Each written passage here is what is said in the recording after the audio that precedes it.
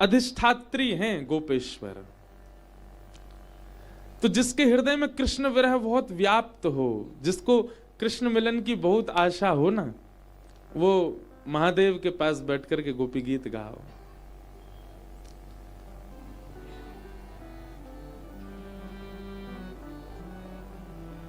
जयति तेऽधिकं जन्मना ब्रजः श्रयतन्दिरा सस्वदत्तहि। भैया देखो, एक बात मन में आ रही है व्यासपीठ पर बैठे बैठे। गोपी गीत ठाकुर जी के आगे नहीं। ठाकुर जी मिल गए तब क्या गाना गोपी गीत? या तो आपको भरोसा नहीं है कि आप जिस आंगन में खड़े हैं, सामने खड़े श्री ठाकुर जी मिले नहीं है, इसलिए गा रहे हो। राधा रमन जी सामने हैं, राधा वल्लभ सामने हैं, कुंज बिहारी सामने हैं, तब क्या विरह गाना? तब तो उत्सव मनाओ। विरह तो गाना है तो श्री यमुना जी के तट पर बैठ के गोपी गीत गाओ, गोपेश्वर महादेव के पास बैठ के गोपी गीत गाओ, अपने गुरुदेव के समीप बैठ करके गोपी गीत गाओ। वैष्णव समाज मिले तब गोपी गीत गाओ, लता पत्र गुल्म वृक्ष के नीचे बैठ के गोपी गीत गाओ, रज में बैठ करके गोपी गीत गाओ। मंदिर में ठाकुर के सामने गोपी गीत क्यों गा रहे हैं? ठाकुर जी मिल तो गए, सामने तो खड़े हैं। क्या आपको भरोसा नहीं है कि वे प्रत्यक्ष हैं? गोपी गीत तो वहां गाओ जिस स्थान की वातावरण भी आपके साथ गाने लग जाए। जब आप गोपी गीत यमुना जी पे बैठ के गाएंगे, यमुना जी आपके संग गाएंगी। जब आप महादेव के पास बैठ करके गाएंगे, गोपेश्वर नाथ संग बैठ के गाएंगे। लता गुल्म वृक्षों में बैठ करके गाओगे तो सब लता के पत्र पत्र गाएंगे। रज में बैठ के गाओगे तो कण कण गाएगा। साईं के आंगन में बैठ के गाएंगे तो साईं भी गाएंगे। जयति तेऽधिकं जन्मना ब्रजः श्रयतन्दिरा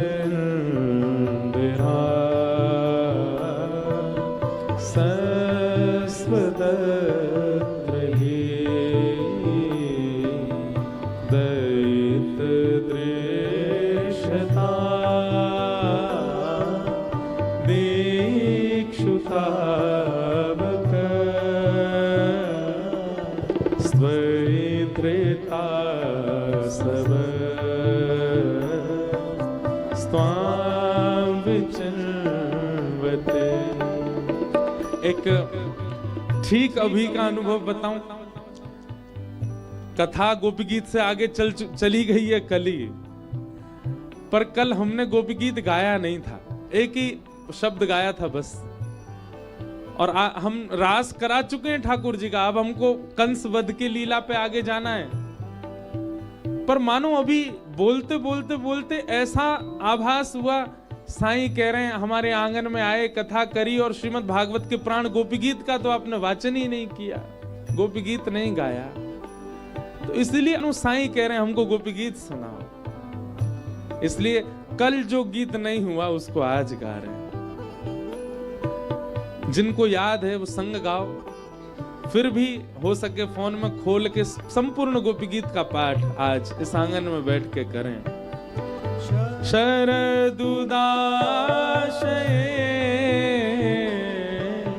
साधु जात सरसी जोदर श्रीमुषादृशा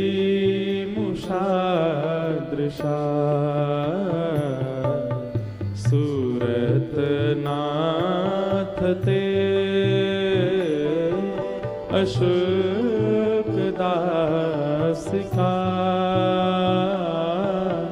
वरदने घ्नतो नेह किं वद विष जलाप्यया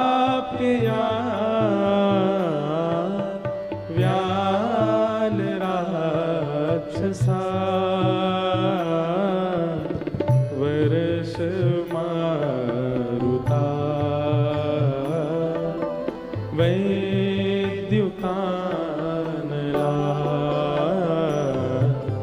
वृषमया विश्वतो भया दृषभते वयम् रक्षिता गोपियां कह रही हैं, हे ठाकुर आप हमें छोड़ के कहां अंतर्ध्यान हो गए हो। हम सब कुछ छोड़ करके आपकी शरण में आई हैं, आपकी अशुल्क दासी हैं, हमें कोई शुल्क नहीं चाहिए आपसे। आपकी मुस्कान ही हमारा सबसे बड़ा शुल्क है, आपकी प्रसन्नता ही हमारी सबसे बड़ी दक्षिणा है। आपका प्रेम भर के हमको देख लेना ही, उसी से ही हम तृप्त हो जाती हैं नाथ। आप हमें इस प्रकार अकेला छोड़ करके क्यों चले गए नाथ। नेह किम वदः, क्या आप हमारा इस प्रकार एकांत में छोड़ करके वध नहीं कर रहे हो। और यदि आपने ऐसा वध करना ही था तो फिर हमको कालियानाग से क्यों बचाया आपने।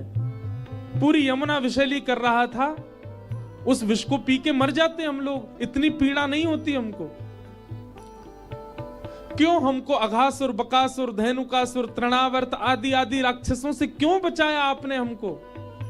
अरे उन सब के द्वारा दी गई पीड़ा में इतनी वेदना नहीं थी जितनी वेदना आप यहां से अंतर्ध्यान होकर के हमको दे रहे हो नाथ। इंद्र ने जल वर्षा करके पूरे ब्रज को डुबाने का प्रयत्न किया, क्यों उठाए आपने गिरिराज जी, क्यों रक्षा की हमारी, मरने देते वहां पर। और जब उन स्थानों पर आपने रक्षा की है तो फिर आज हमें अकेला छोड़ करके क्यों हमारा वध कर रहे हो नाथ। हम आपकी अशुल्क दासी हैं, चरणों में प्रणाम करके कह रही हैं नाथ हमें इस प्रकार अकेला छोड़ करके मत जाओ ना, आ जाओ ना श्याम सुंदर। न खलु गोपिका नंदनो भवान अखिल देना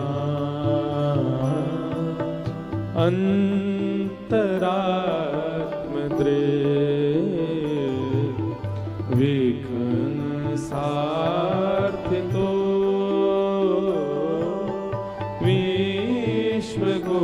विश्वगुप्तये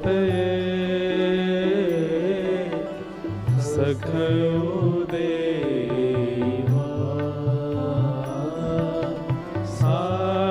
सात्वतां कुले। हम जानती हैं आप नंद जी के लाला नहीं हो, आप यशोदा के लाला नहीं हो, ये हम जानती हैं। ठाकुर जी घबरा गए, अरे भैया कहीं इन्हें पता तो ना चल गई कि मैं देवकी और वसुदेव को लाला हूं। मानो ठाकुर जी ने सांकेतिक रूप से वायु के द्वारा पूछा हो, अच्छा मैं नंद यशोदा को लाला ना हूं तो फिर मैं कहां ते आ गो। गोपियों का उत्तर सुनकर के ठाकुर जी भी चौंक गए। गोपियां कहती हैं न खलु गोपिका नंदनो भवान, बोले आप नंद और यशोदा के लाला नहीं हो। ठाकुर जी को तो डर लग रहा है कहीं उनको पता नहीं चल गया कि मैं देवकी वसुदेव का लाला हूं। पर गोपियां कहती हैं अखिल देहि नाम अंतरात्म दृक्, आप वसुदेव देवकी के भी लाला नहीं हो, आप तो पूरे ब्रह्मांड के नायक हो, सर्वात्म जीवों के चित्त में निवास करने वाले साक्षात परमात्मा हो। ठाकुर जी तो मन में सोच रहे इनको मेरो भेद पता चल गो कि मैं देवकी वसुदेव को लाला हूं। पर उत्तर सुनकर के ठाकुर जी बोले अरे भैया ये भेद नहीं, इनको तो सब पता है कि मैं साक्षात परमात्मा हूं। इनको तो ये भी पता है कि मैं जगत नियंता जगदाधार हूं। और गोपियां कहती हैं विघ्न सार्थितो विश्वगुप्तये, ब्रह्मा की प्रार्थना से पृथ्वी के भार को हल्का करने के लिए आप कृष्ण बनकर के आए हो, हम जानती हैं। ठाकुर जी बोले मैं तो अनपढ़ गंवार गोपी समझ रहा हूं, मैं तो गोवर थापे वाली गैया चरावे वाली गोपी समझ रहा हूं, ये तो सब ब्रह्मवेत्ता हैं, सब जानती हैं मेरे बारे में। बंधुओं, अनजान बनकर के किसी के रहस्य को ना पहचान पाना ये मानवीय स्वभाव है। पर किसी के रहस्य को जानते हुए भी अनजान बनना, यह प्रेम का स्वभाव है।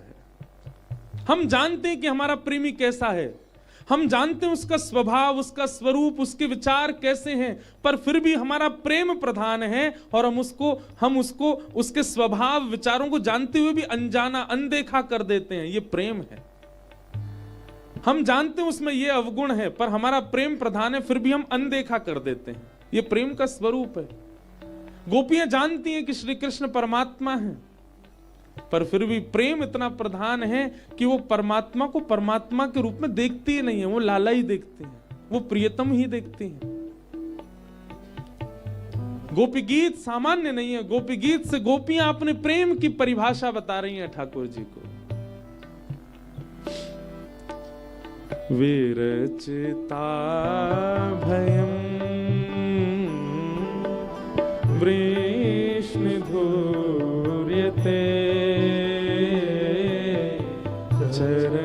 चरणमीयुषा संशते भया करसरोरुहं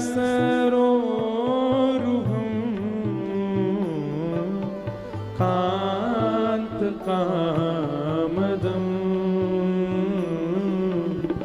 शिरसदेहिना श्रीकरगृहं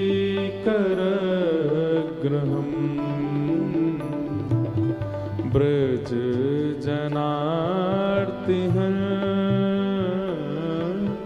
वीरयोषिता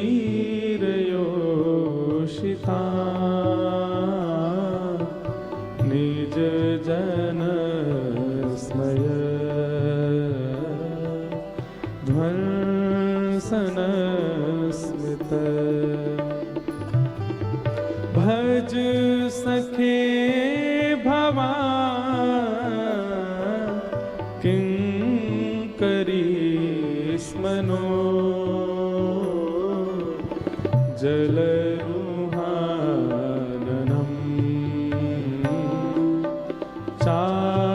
चारुदशय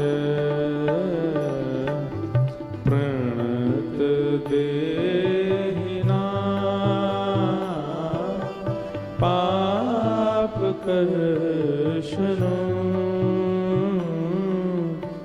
तृणचरानुगम्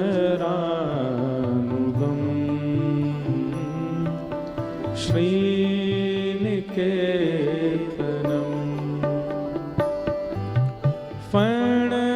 फणार्पितं ते पदाम्बुजं रणुकुचेषु न कृन्तिहेच्छयम् मधुरया गिरा वल्गुवाक्यया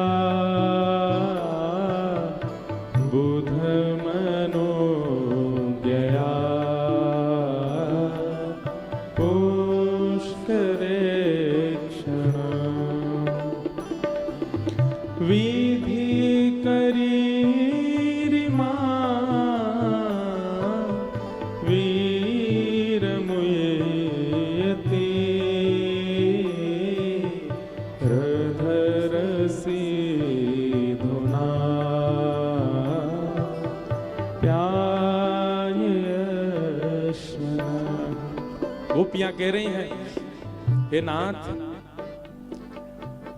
उत्तरा को जब उसके गर्भस्थ शिशु को मारने के लिए ब्रह्मास्त्र छोड़ा गया, उसने आपको दोनों भुजा उठा करके पुकारा और आप अपनी चक्रा गदा लेकर के उसके गर्भ में प्रवेश कर गए और उसके बालक की रक्षा करते हैं। नाथ, लक्ष्मी आपके चरण नित्य दबाती है, केवल इसलिए कि आप अपना बर्द हस्त उसके सिर पर रख दो। हे नाथ, हम भी यहां आपकी विरह भाव में व्याकुल हो रही हैं, भुजा उठा उठा करके आपको पुकार रही हैं, नेत्रों से नीर बहा रही हैं, हृदय से आपको पुकार रही हैं और चाहती कुछ नहीं है, केवल एक कि आप एक बार अपना श्री हस्त कमल हमारे सिर पर रख दीजिए। अरे धन्य है वो कालिया नाग जिसके फण पर नृत्य करके आपने सदा के लिए अपनी चरण रज उसको प्रदान कर दी। अरे वो कालिया नाग तो विषैला था, हम कम से कम विषैली तो नहीं है, हमारे हृदय में ऐसे कुभाव तो नहीं है नाथ। हम कालिया नाग से अपनी तुलना नहीं कर रही हैं, पर हम एक बात कहना चाह रही हैं, जब वो अधिकारी बन सकता है चरणों का, जब उत्तराधिकारी बन सकती है आपकी, तो हम गोपियों में क्या कमी है नाथ? आप आकर के हम पर अनुग्रह कीजिए ना। एक गोपी बोली, हम इतने रो रहे हैं, हम इतना फिपिया रहे हैं, हम इतनी जोर जोर से बुला रहे हैं, ये फिरऊ नहीं आ रही हैं। अरे भैया, हमारी यह स्थिति को करवे के पीछे कारण कहा है? हमारी ये स्थिति कौन ने करी है? श्री कृष्ण ने करी है, तो श्री कृष्ण को आकर के हमको मिलना चाहिए। पर अगर श्री कृष्ण ने हमारी ये स्थिति नहीं करी, तो फिर कौन कर रहा हो हमारी ये स्थिति? हम कैसे इतनी व्याकुल है गई हैं उनके प्रेम में? तब कथामृतम तप्त जीवनम कविभिरीडितम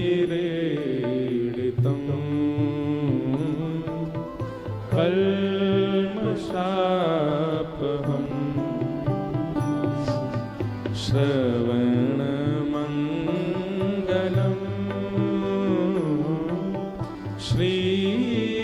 श्रीमदाततं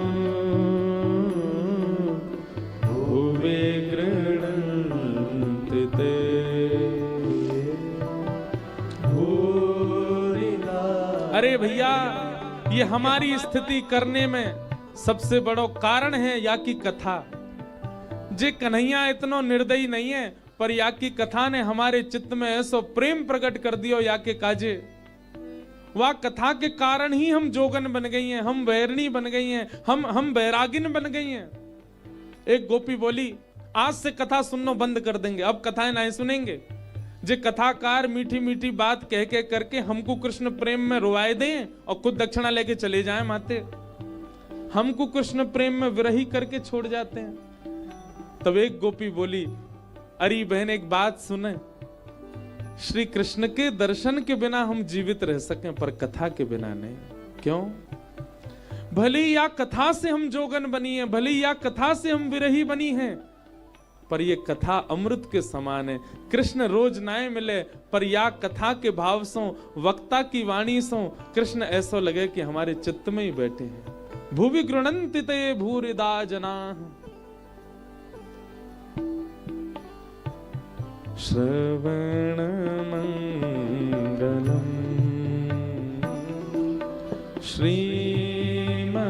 श्रीमदाततं हे भुवे गृह्णन्ति ते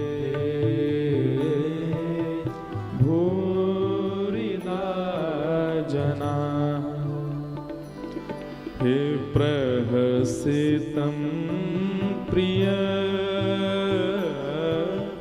प्रेम वीक्षणं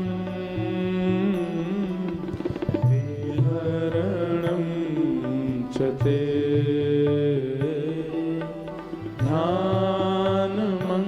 ध्यानमङ्गलम्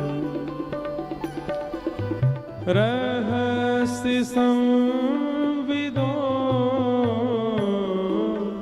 या हृदये स्पृशः कुहकनो मनः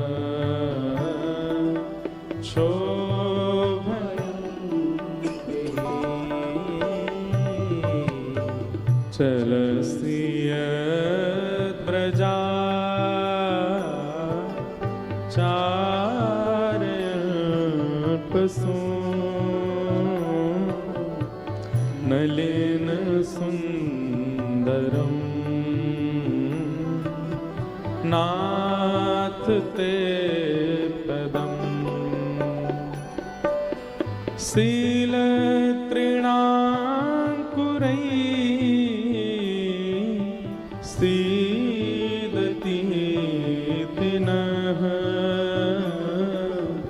कलिलतां मनः कान्त गच्छते दिन परीक्षये नीलकुन्तले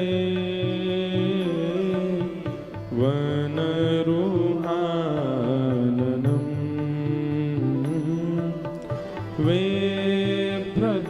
वेभ्रतावृतम्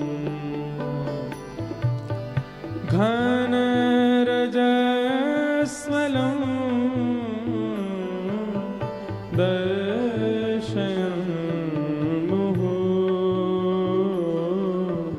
मनसि न स्मरन्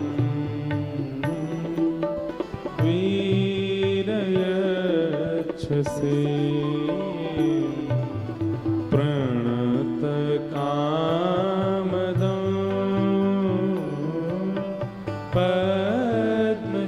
पद्मजार्चितम्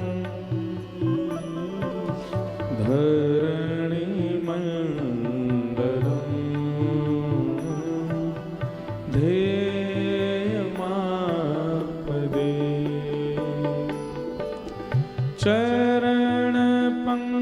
चरणपङ्कजं शन्तमं च ते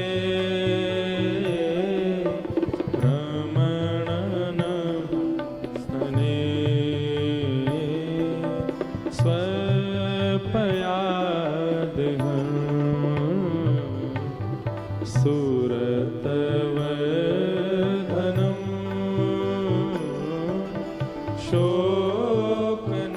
शोकनाशनं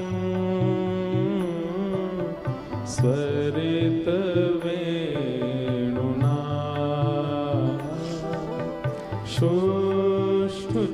शोष्ठचुम्बितम् इतररागवी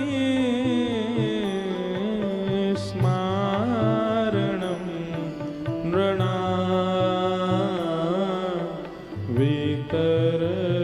वितरवीरणम्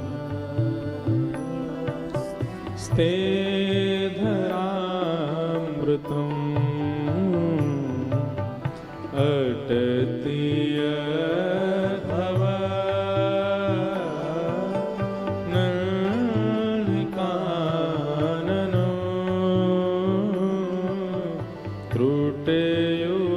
त्रुटयुगायते त्वां पश्यताम् कुटिलकुन्तलं श्रीमुखं च ते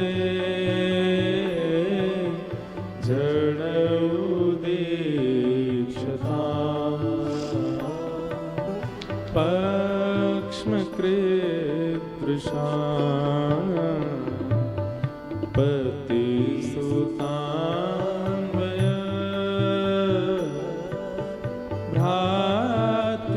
भ्रातृबान्धवा अग्निविलङ्घ्यते त्यच्युता गता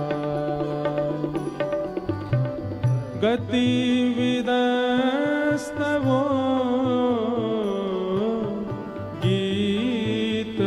गीतमोहिता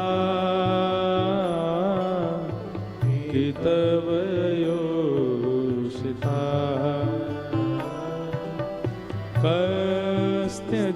कस्त्यजेन्निशे रहसि संवेदम् हेच्छयोदयं रहस्यताननं प्रेमवेक्षणम् बृहदुरश्रियो वीक्षधाम ते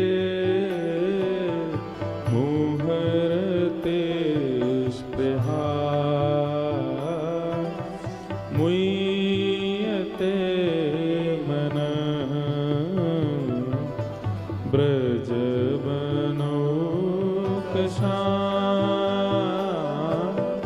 व्यतिरंगते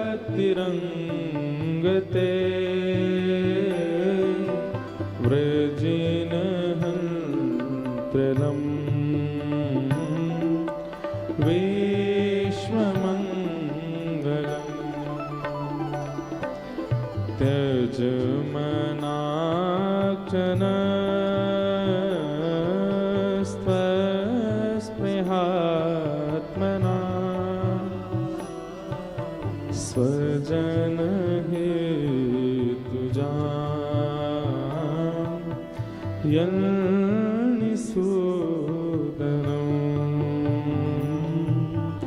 यन्निसूदनं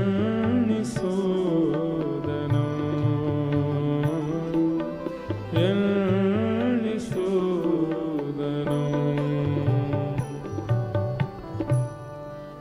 यत्ते सुजात चरणा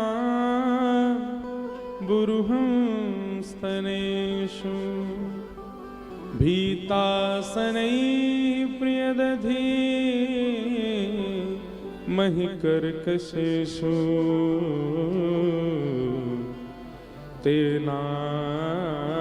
तेनाटवीमटसि तत् व्यथतेन किंस्वे कूर्पादिभिर्भ्रमति धे भवदायुषाम्।